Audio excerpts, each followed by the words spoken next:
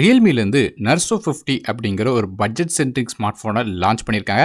ரியல்மியோட இந்த Narzo 50ல எல்லா விஷயங்கள் வருது அப்படிங்கிறத டீட்டெயிலாக இந்த வீடியோவில் பார்க்கலாம். ஃப்ரண்ட் சைடில் இந்த ஃபோனில் ஒரு 6.6 இன்ச்சுக்கான ஃபுல் ஹெச்டி ப்ளஸ் ரிஸ்டோவில் எல்சிடி டிஸ்பிளே கொடுக்குறாங்க.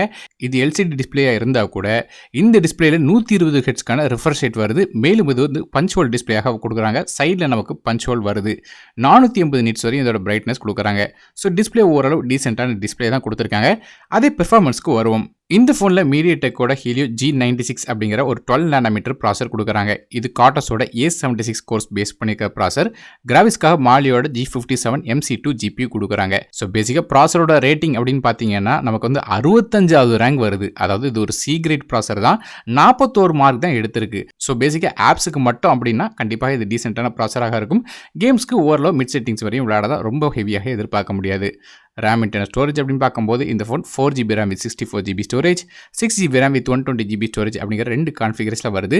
RAM வெர்ஷன் PDDR4X RAM பயன்படுத்துகிறாங்க. ஸ்டோரேஜ் வந்து UFS 2.1 வருது. ஸோ பட்ஜெட்டுக்கு ஏற்றாப்புல கண்டிப்பாக ஓரளவு டீசென்டான ஸ்டோரேஜ் வந்து கொடுத்துருக்காங்க. மற்றபடி மைக்ரோ SD கார்டுக்கான சப்போர்ட் இருக்குது. டெடிகேட்டட் சிம் சைடாக கொடுக்குறாங்க. அதனால் 2 சிம் கார்டும் ஒரு மைக்ரோ SD கார்டும் ஃபோனில் அட் அ டைமில் பயன்படுத்த முடியும். ஃபோனோட OS அப்படின்னு பார்க்கும்போது இது Android 11 OSல ரியல்மியோட 2.0 இன்டர்ஃபேஸ் ரன் ஆகுது. இந்த ஃபோனுக்கு Android 12ஓட அப்டேட்டும் வரும் சொல்றாங்க. அதாவது Realme UI 3.0ஓட அப்டேட்டும் வர இருக்கு. அடுத்தபடியாக கேமராஸ் பத்தி பார்க்கலாம். ஃபோனோட பேக் சைடு நமக்கு 3 கேமரா கொடுக்குறாங்க. மொதல் கேமரா ஒரு 50 மெகாபிக்சலுக்கான ரியர் ஃபேசிங் கேமரா. இந்த கேமரா சாம்சங்கோட JN1 சென்சார் f1.8 அபர்ச்சர்ல வருது LED ஃபிளாஷ் சப்போர்ட்டோட.